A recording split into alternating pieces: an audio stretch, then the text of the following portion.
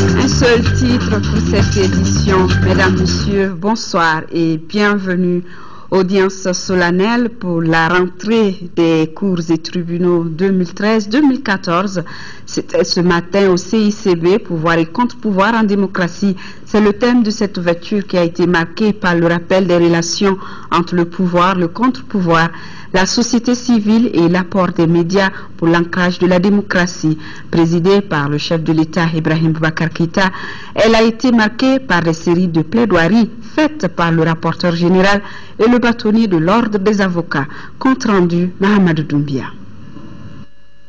L'ouverture de cette audience solennelle pour la rentrée des cours et des tribunaux 2013-2014 a été marquée par la prestation de serment de deux magistrats. Bakary Coulibaly, nommé conseiller à la Cour des comptes, et Cheikh Mohamed Dissegouba Koné, premier avocat général près la Cour suprême. Monsieur Bakary Coulibaly, levez la main droite et je le jure. Je le jure. Monsieur Cheikh Mohamed Dissegouba, levez la main droite et je le jure. Avec comme thème principal pouvoir et contre-pouvoir en démocratie, cette rentrée solennelle des cours et des tribunaux a été animée par des plaidoiries qui ont rappelé les relations souvent tumultueuses entre le pouvoir et le contre-pouvoir, la presse, les réseaux sociaux, cohabitation pourtant indispensable pour l'application d'une démocratie digne de ce nom. Au Mali comme dans les autres pays, en ces temps de globalisation, les intérêts sont contradictoires. Les partis politiques de l'opposition, les lobbies ou groupes d'intérêts socio-professionnels, les syndicats, la société civile, les ONG et la presse qui sont des contre-pouvoirs sont si avisés, si alertes et si puissants qu'il faut en face d'eux un pouvoir légitime et fort. Cette architecture d'équilibre est essentielle pour éviter l'arbitraire et contenir l'excès de part et d'autre. Mieux, le ministre de la Justice, garde des Sceaux, a rappelé que la justice participe à l'ancrage de la démocratie. Les contre-pouvoirs assurent la respiration d'un système démocratique, permettent le contrôle régulier des organes investis d'un pouvoir et assure que ceux-ci n'empiètent pas les uns les autres sur leurs compétences respectives. Les contre-pouvoirs sont donc vitaux pour le bon exercice de la démocratie. Pour un retour définitif de la paix dans notre pays, le bâtonnier de l'ordre des avocats du Mali, Maître Isaac Keïta, a insisté sur une bonne distribution de la justice. Ne prenez plus le risque du consensus qui a plongé notre pays dans le chaos. Que la majorité gouverne. Que la majorité gouverne, que l'opposition s'oppose, la République s'en traitera mieux. Au dire du président de la République, Ibrahim Boubacar Keïta, président du Conseil supérieur de la magistrature, le thème de cette rentrée judiciaire 2013-2014 reflète du reste l'une des préoccupations majeures de notre pays. Il nous faut donc, pour renforcer notre système de gouvernance, notre démocratie, veiller à l'application des textes régissant nos rapports les uns avec les autres et encadrant nos activités. Dans sa mission de veille, de contrôle ou de sanction, l'institution devra être soutenue par l'État et les citoyens. C'est la justice qui permet de réguler les rapports sociaux. Dans la mesure où le droit conditionne les libertés, elle est une conquête permanente de la civilisation sur la violence, de l'harmonie sur la mésentente, de l'apaisement sur la vengeance, de l'équilibre économique sur la pauvreté, de la paix sur le chaos. Le procureur de la République, au cours de cette cérémonie, a rendu un vibrant hommage aux deux journalistes français, Ghislaine Dupont et Claude Verlon, tués par des terroristes à Kidal, a-t-il ajouté. Au cours de l'ouverture de cette audience solennelle de la rentrée des cours et tribunaux, le président de la République a évoqué dans son discours les rapports du pouvoir et du contre-pouvoir, l'implication de la justice, la démocratie et l'implication de tous pour le développement de notre pays. Écoutons le président de la République, Ibrahim Boubacar Keïta, au micro de Mahamadou Doumbia.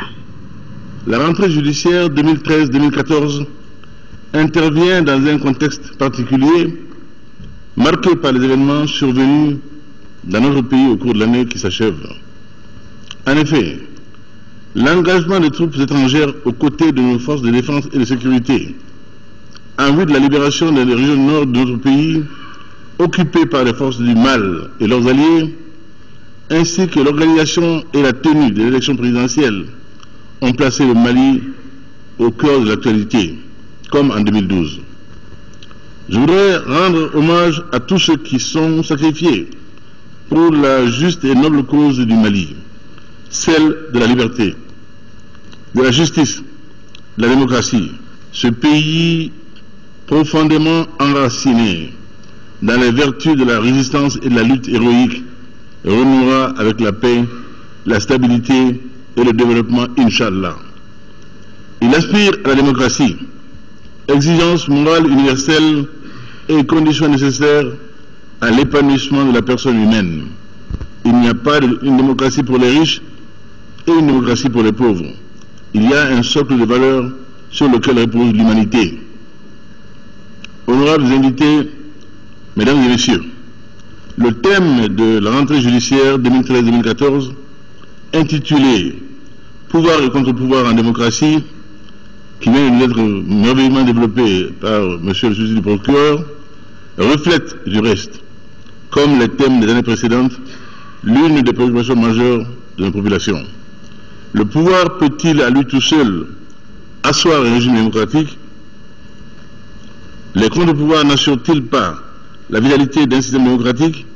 En définitive, la démocratie ne constitue-t-elle pas le régime pluraliste dans lequel les interrelations entre pouvoir et contre-pouvoir sont fondamentales et complémentaires?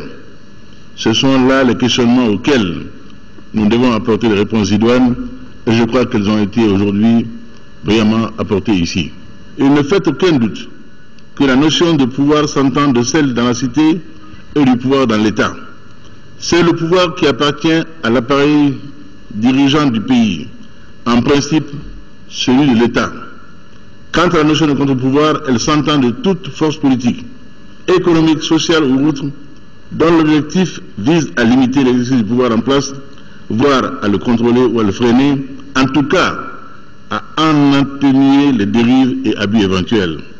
Mais attention aux dérives inverses. Contre-pouvoir ne saurait jamais signifier liberté à sens unique. L'état du droit est le règne du droit valable et applicable à tous les citoyens.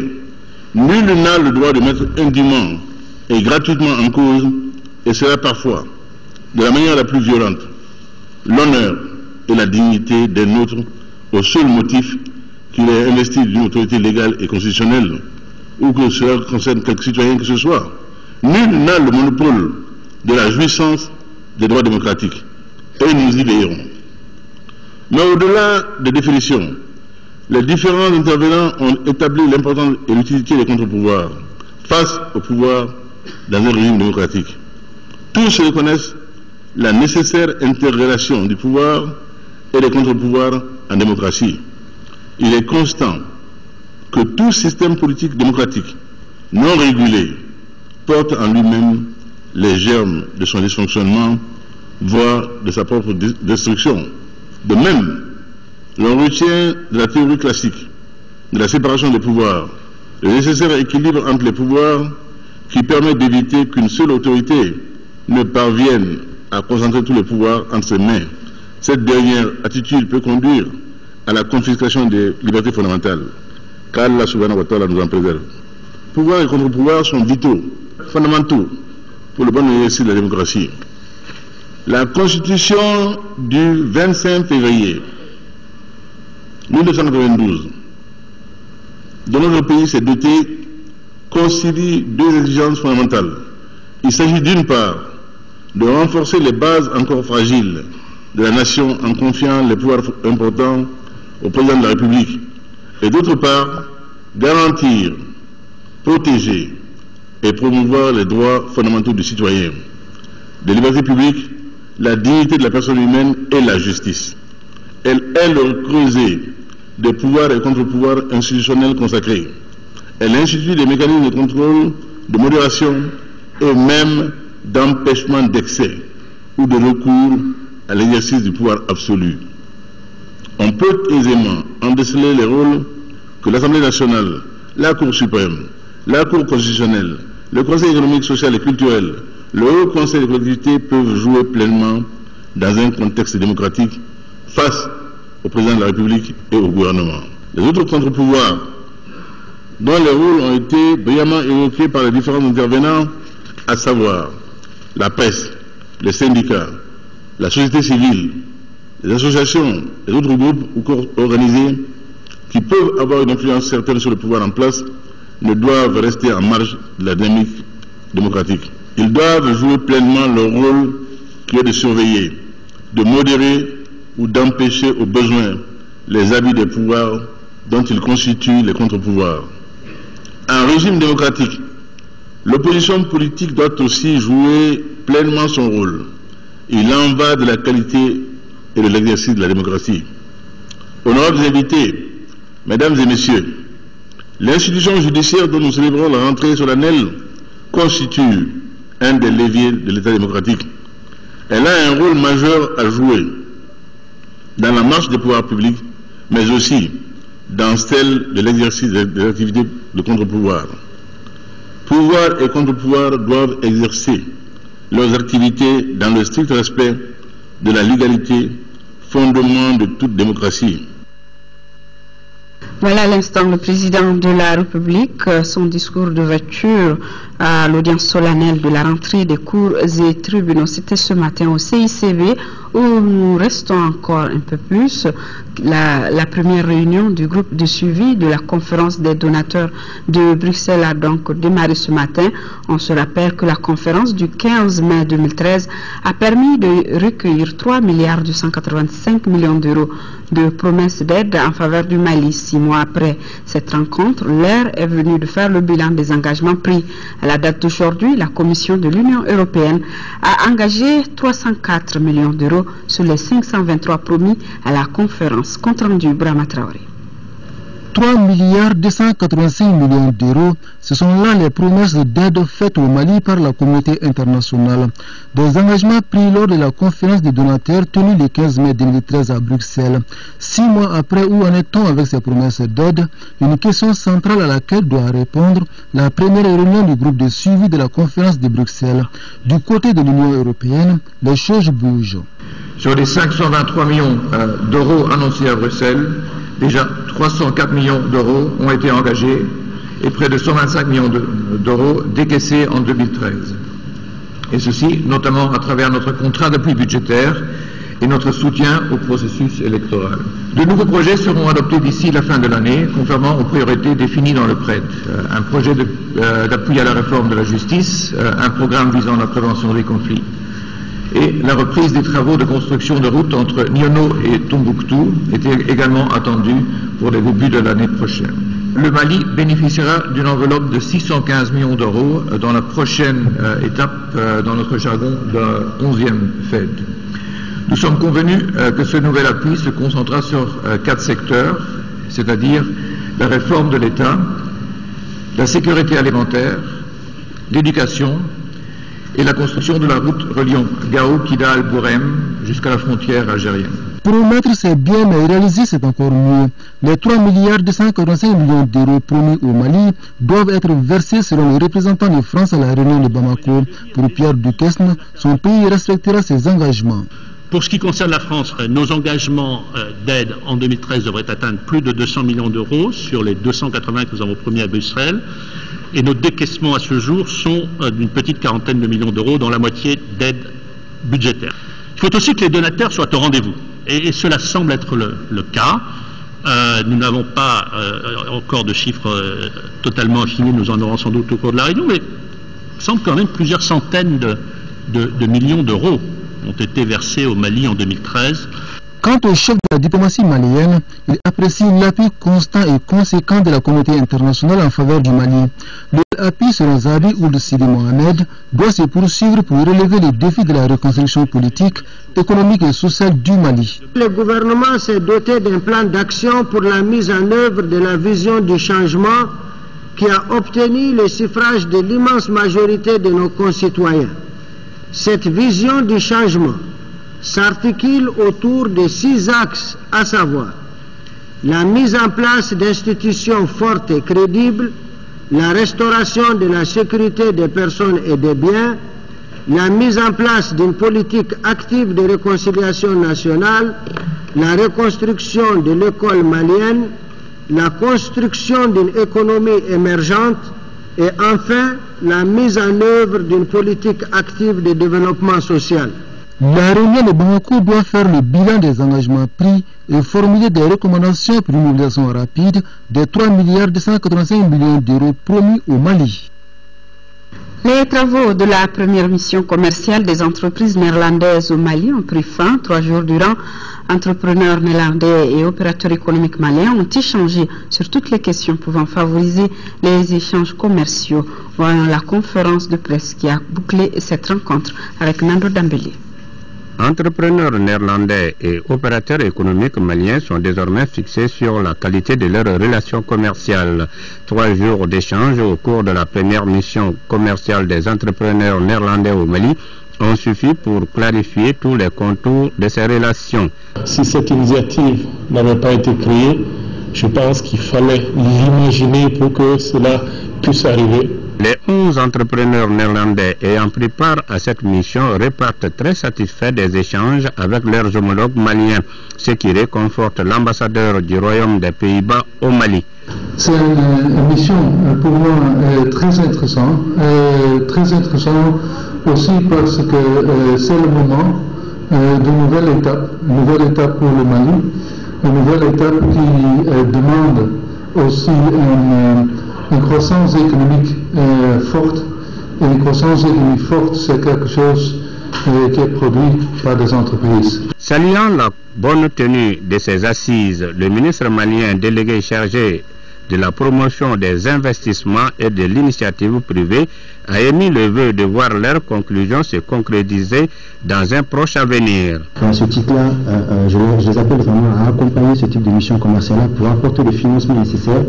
Je pense que la NABC aujourd'hui a tout de suite vient de mettre le doigt sur un point qui est le financement des PME-PMI, qui est vraiment une problématique aujourd'hui au Mali, et j'appelle les banques aujourd'hui, en tout cas, à se rapprocher et également inviter les opérateurs économiques maliens aussi, dans ce cadre de ces missions commerciales, à tirer le maximum qu'ils peuvent tirer de leurs partenaires étrangers économiques. Au cours du point de presse qui a bouclé les travaux, les deux parties se sont montrées très confiantes de la pertinence qui va désormais caractériser le climat des affaires entre nos deux pays. Cette rencontre entre Néerlandais et Maliens vise à tisser donc un partenariat dynamique entre le Mali et les Pays-Bas. La réunion a regroupé les personnalités maliennes et les investisseurs des Pays-Bas. Voyons avec Moussa Fani. Cette rencontre a pour objectif de renforcer les échanges commerciaux entre le Mali et les Pays-Bas. La coopération bilatérale concerne les domaines économiques, en particulier les secteurs de l'agriculture. Ce partenariat, il est le bienvenu, non seulement pour les entreprises maliennes, mais aussi pour les institutions de recherche et aussi les banques. Essayons quand même de fructifier cette mission et voir comment les retombées pourront atteindre les populations cibles. Notre entreprise est une entreprise sociale qui a l'objectif de créer des opportunités pour les producteurs agricoles. Créer des connexions avec des marchés plus intéressants, c'est pas facile. Ça demande beaucoup de choses différentes, par exemple l'organisation des producteurs, la collaboration avec les acteurs dans la filière, l'entrepreneuriat et l'établissement de nouvelles entreprises pour transformation et commercialisation des produits. La coopération entre les investisseurs maliens et hollandais devra permettre de créer des opportunités d'affaires pour les producteurs agricoles du Mali. J'entends les entrepreneurs maliens d'être réceptifs à ce que les investisseurs étrangers viennent, veulent effectivement aligner leurs intérêts avec les intérêts des opérateurs économiques maliens, d'être attentifs à leurs préoccupations, mais également d'être en mesure aussi de défendre leurs préoccupations, leurs intérêts. Et je pense que c'est un échange qui doit être gagnant-gagnant, où la partie néerlandaise retrouve ses intérêts, mais la partie malienne aussi est assurée. Le ministre a également invité les hommes d'affaires maliens à saisir ces occasions pour créer de l'emploi. Visite de l'ambassadeur du Canada à la Chambre de commerce et d'industrie du Mali. L'objectif était d'échanger avec les opérateurs économiques pour la redynamisation de la coopération économique entre son pays et le Mali. Le compte rendu de Cheikh Oumar Sangari. Les opérateurs économiques du Mali ont participé récemment à 2 rencontres d'affaires au Canada. Il s'agit du Forum Africa-Canada de septembre dernier et de la Journée économique du Mali du même mois. C'est à la suite de cela que l'ambassadeur du Canada est venu rencontrer le bureau de la Chambre de commerce et d'industrie et les opérateurs économiques qui étaient de ce voyage d'affaires. Le Canada entend diversifier sa coopération avec le Mali. C'est très important aussi de collaborer avec la Chambre de commerce, puisque nos relations ne peuvent pas se limiter strictement à une relation d'aide ou de coopération. Il faut aussi qu'on développe les partenariats entre le monde des affaires, les entrepreneurs de part et d'autre, qui sont un facteur de développement extrêmement important. Alors nous avons convenu ensemble de collaborer davantage pour développer davantage les relations dans le domaine des affaires et de l'entreprise privée. Cette coopération porte sur plusieurs domaines, tels que l'énergie, les mines, les nouvelles technologies et le bâtiment préfabriqué. Une démarche prometteuse selon le président du collège transitoire de la Chambre de commerce et d'industrie du Mali. Nous sommes en train de faire comprendre à tous nos partenaires qu'il est temps qu'on reprenne les choses comme en avant. C'est en ce sens que nous avons parlé avec un forum d'hommes d'affaires au Canada qui se prépare à venir ici, prospecter, et pour qu'on puisse concrétiser tout ce qui a été dit au Canada. Son Excellence nous a fait l'honneur de venir nous voir, nous écouter, avoir un rapport de mission interactif, si on peut dire, qui va nous permettre de connaître les grands axes de développement. Les opérateurs économiques maliens ont mis la rencontre à profit pour faire des propositions à l'ambassadeur en vue de la fluidité des affaires entre les 2 pays. Ouverture hier à Monaco de la 7e édition du Forum international Peace and Sport. Objectif, contribuer à l'édification d'un monde de paix par le biais du sport. Madame Keita Aminata Meiga, épouse du président de la République, est l'invitée d'honneur de cette édition, à côté du prince Albert II de Monaco et du président de la République de Trinidad et Tobago. Nous vous proposons de suivre un extrait de la première dame au micro de Makanfin Konaté. Le Mali, mon pays, se remet d'une crise que la communauté internationale a fait sienne. Au nom de tous les participants maliens présents, du peuple du Mali, je voudrais saluer et remercier la communauté internationale. Je n'oublie pas non plus ces jeunes de Gao qui, pour le sport, ont osé braver les djihadistes sanguinaires. Sans paix et liberté, pas de développement durable. C'est le lieu pour moi de saluer tous les invités, mais surtout le président Joël Bouzou, infatigable chef d'orchestre de Peace and Sport. Avec son équipe, il n'a ménagé aucun effort afin que le monde entier, dans sa diversité, dans son engagement pour la cause de la paix et du développement, se retrouve sur cette si accueillante terre monégasque. La paix par le sport, un concept qui continue de rassembler tous ceux qui aspirent à un monde meilleur, trouve son origine dans la trêve olympique. En effet, le sport outillé des valeurs olympiques amène l'être humain à se soucier de sa condition physique, à savourer la joie de l'effort, l'amitié, l'excellence, le don de soi, la convivialité. C'est pourquoi l'Académie nationale olympique du Mali a axé ses activités sur la formation, la diffusion de ces valeurs dans les écoles, aux enseignants, aux élèves et aux différentes couches sociales de notre pays. Elle veut créer une synergie entre tous les acteurs prêts à véhiculer ces valeurs qui rejoignent aussi les objectifs de l'éducation environnementale. Ce forum auquel nous participons pour la première fois nous donnera certainement l'occasion d'approfondir, d'échanger les connaissances, de créer des amitiés et de partir dans nos pays respectifs avec une belle moisson de solutions concrètes et d'engagement sur le long terme. Merci. Merci Madame la Première Dame. Merci. Voilà la Première Dame, donc la 7e édition du Forum international Peace and Sport, une initiative de l'Organisation pour la paix par le sport.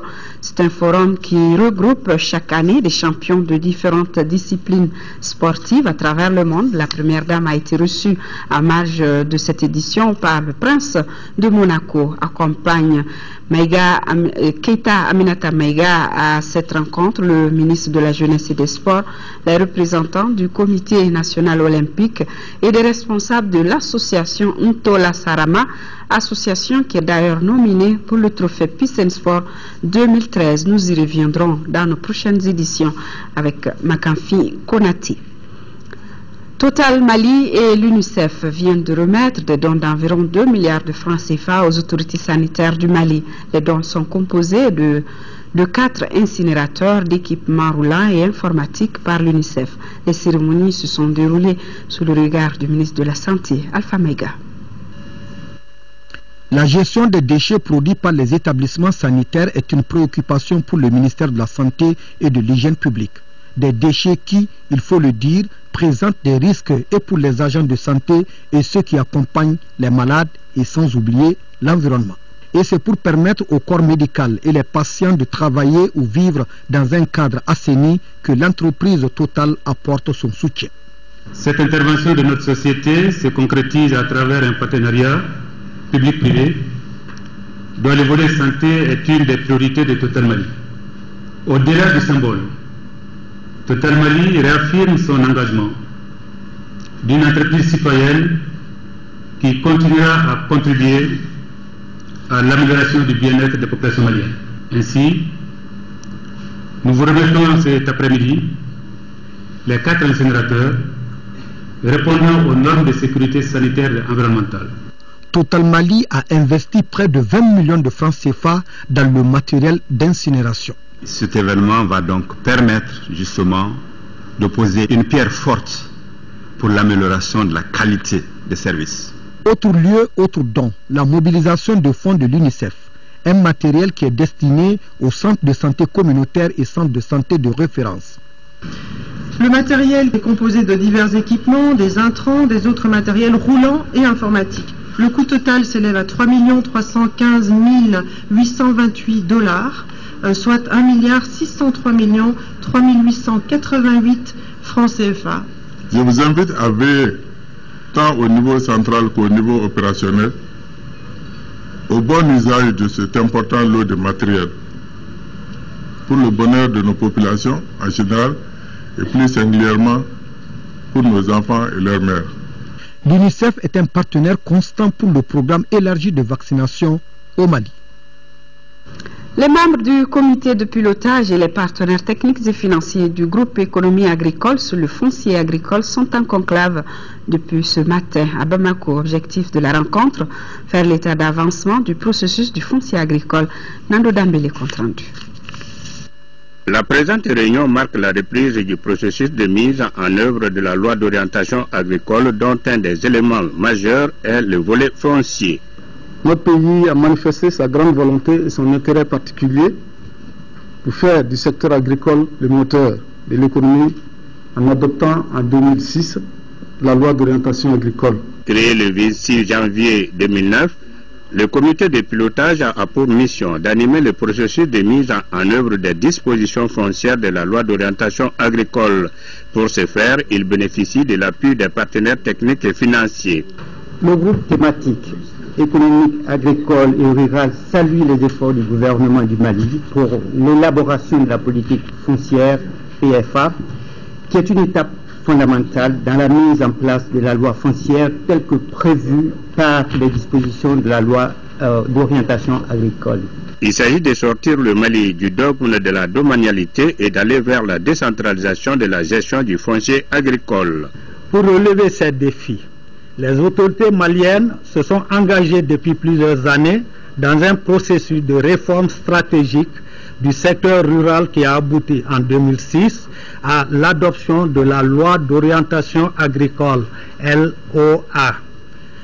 La loi d'orientation agricole place la question foncière parmi les principales préoccupations de la politique agricole du pays. Au cours de cette réunion, les membres du comité de pilotage et les partenaires techniques et financiers doivent travailler à améliorer le draft 1 du document sur le changement des politiques foncières au Mali. La Ligue malienne des imams et érudits pour la solidarité islamique, en partenariat avec l'Agence nationale de la circulation routière, a lancé ce matin une lecture de khutba sur l'insécurité routière dans toutes les mosquées du Mali. La cérémonie qui s'est déroulée à la grande mosquée a réuni plusieurs imams du district. Moussa Fane. L'Agence nationale de la sécurité routière en Nazaire est décidée à explorer toutes les pistes pour informer et sensibiliser au mieux les populations sur les accidents de la route. C'est ainsi qu'elle vient d'associer la Ligue malienne des imams et érudits pour la solidarité islamique, l'imam, à ses activités. Les deux structures viennent en effet de procéder ensemble au lancement d'une série de séances de lecture de Koutouba sur l'insécurité routière au Mali. L'activité s'étendra dans toutes les régions du Mali. Cette rencontre a une importance capitale pour tout le peuple malien. Nous, les imams, nous allons jouer notre rôle pour sensibiliser les fidèles musulmans à travers le pays sur l'insécurité routière. Aujourd'hui, les accidents de route font assez de victimes. Les imams ont bien accueilli l'initiative de la Nazaire qui cadre avec les préoccupations du moment.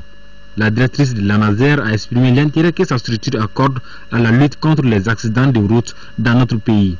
La lecture de Koutouba contribue, à notre sens, à faire comprendre que la lutte contre l'insécurité routière demande une prise de conscience collective et individuelle. Vous savez, l'insécurité routière est un problème qui est devenu aujourd'hui un fléau, non seulement mondial, mais surtout national pour le Mali. Parce que les conséquences des accidents de la circulation routière sont telles qu'aujourd'hui, non seulement l'être humain n'est pas épargné, mais ça joue beaucoup sur l'économie. La directrice de la Nazaire a également indiqué que l'ambition du gouvernement est de contribuer à sauvegarder la vie de tous les citoyens maliens, qui est essentielle pour toute la nation. L'éducation environnementale et le développement durable sont depuis hier au centre d'une rencontre qui se tient à Dji-Soumabougou, sur la route de Sibi. Elle est initiée par l'Agence de l'environnement et du développement durable en collaboration avec le ministère de tutelle. Le compte-rendu de Sokona Kamisoko. Plus les jeunes sont informés, mieux ils contribuent à la réussite du combat commun, celui de la protection de l'environnement. Une cinquantaine de jeunes sont à l'école de l'éducation environnementale, grâce à l'initiative de l'Agence de l'environnement et du développement durable. Principal modèle retenu, sensibiliser les participants à la nécessité de protéger les ressources naturelles. L'environnement et l'assainissement, bien sûr, qui va avec, est une importante mine de création d'emplois.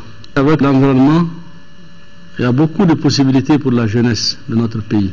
C'est une des grandes opportunités que nous avons. Et la jeunesse doit vraiment se former sur ces questions d'environnement, entreprendre dans ce secteur qui est vraiment porteur.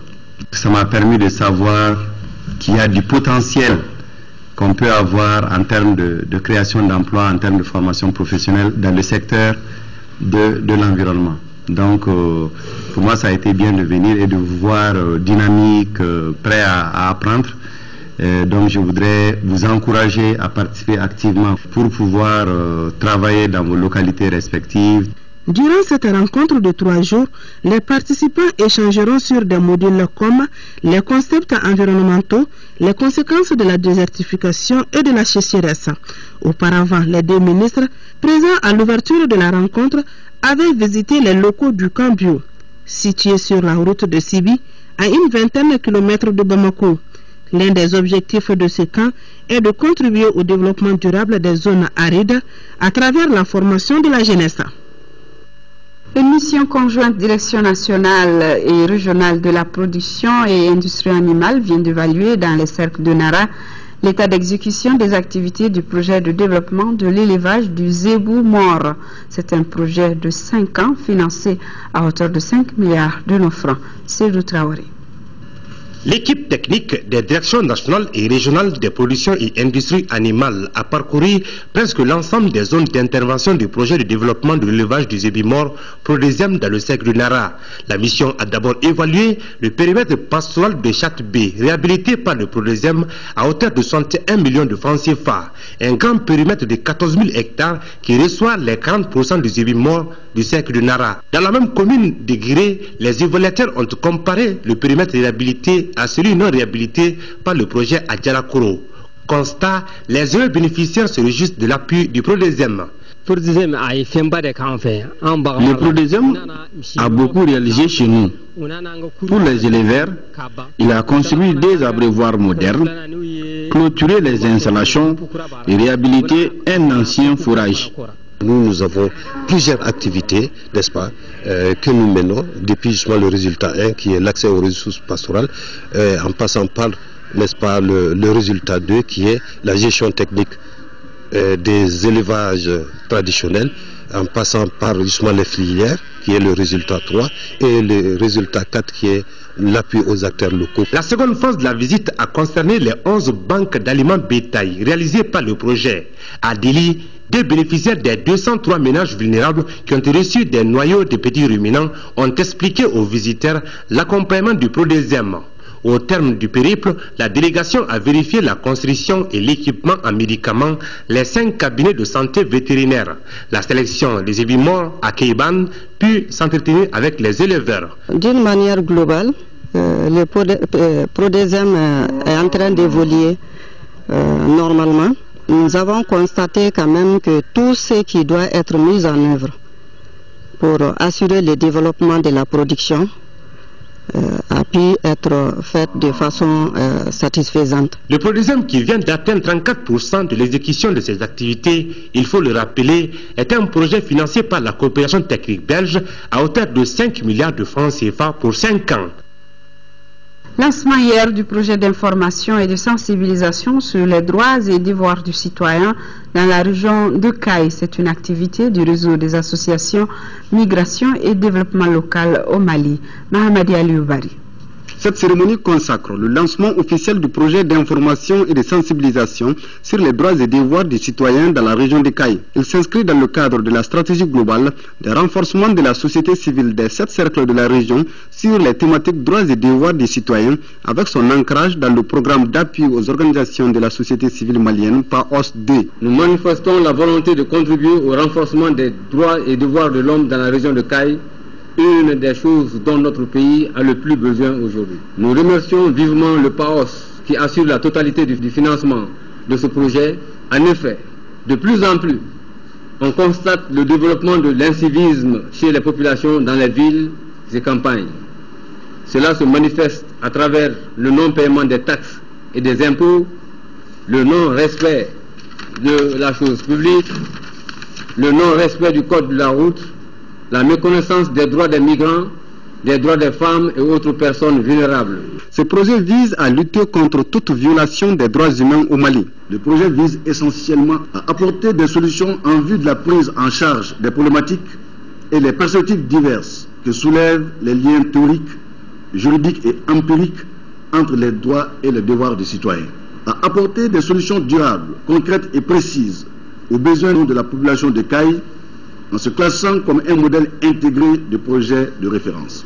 Pour un coût global de 30 millions de francs CFA, ce projet a une durée de 12 mois à compter du 1er octobre 2013 jusqu'au 30 septembre 2014.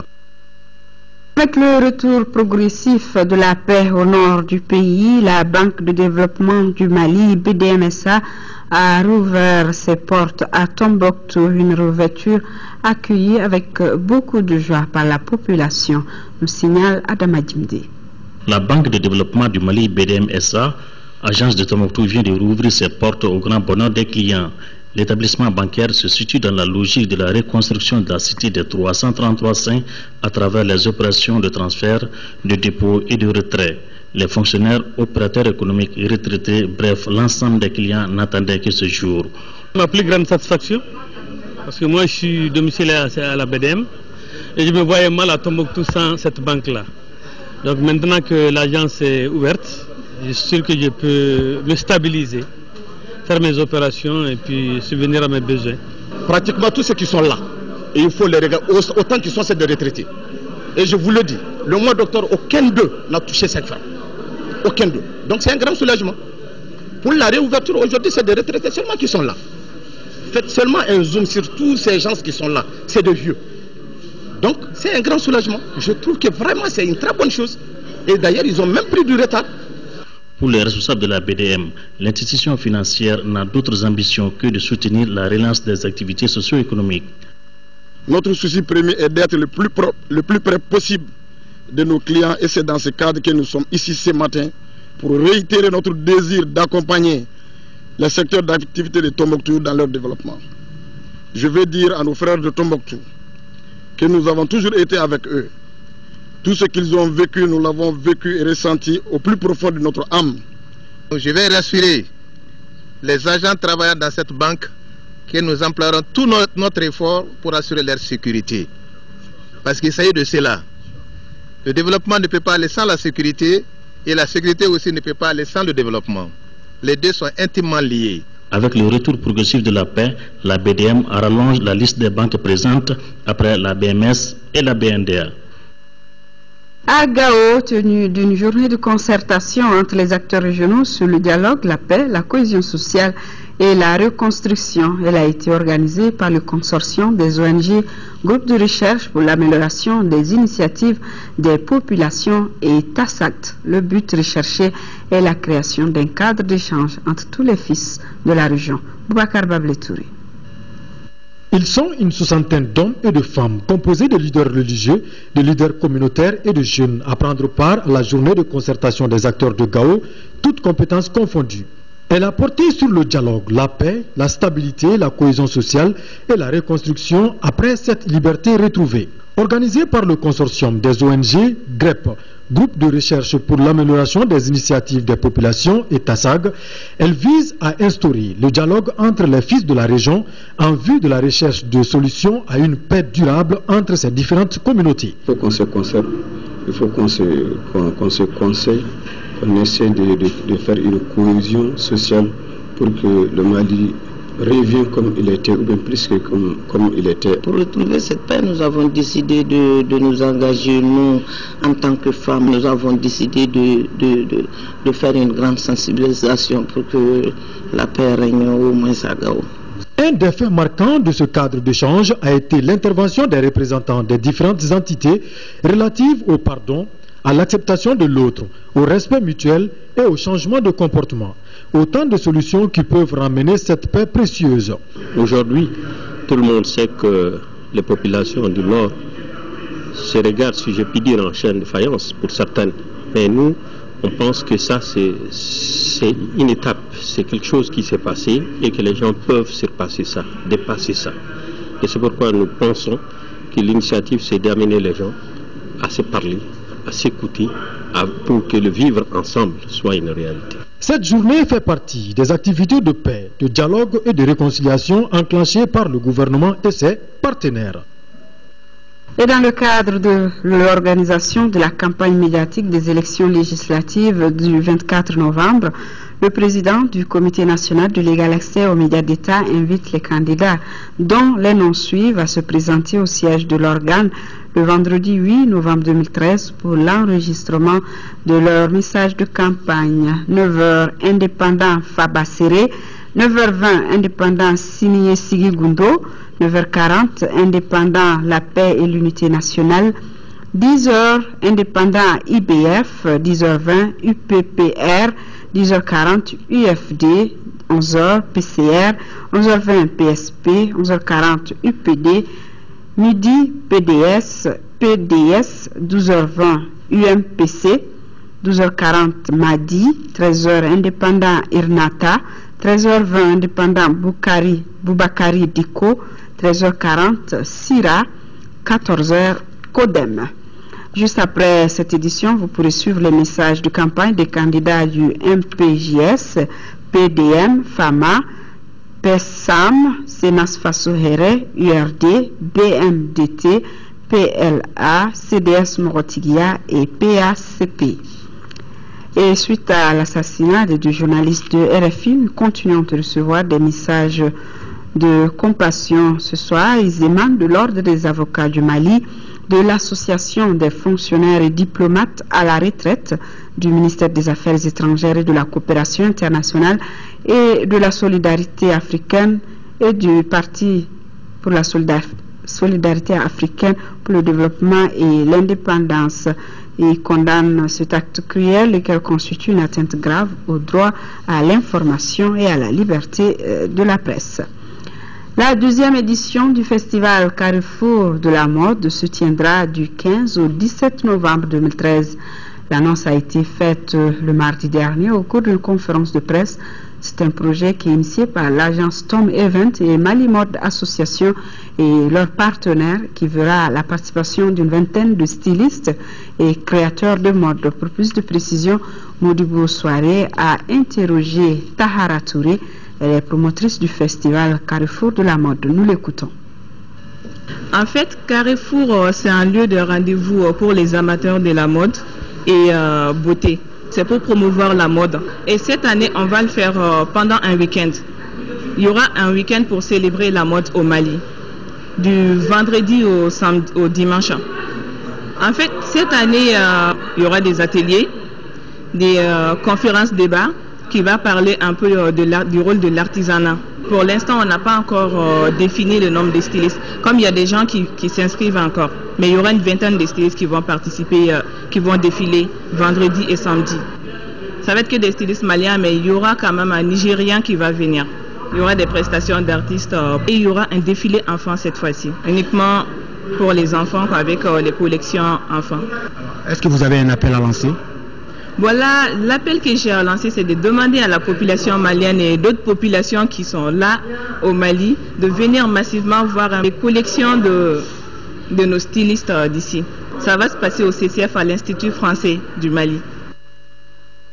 Je vous remercie pour votre fidélité. Retrouvez demain à 10h.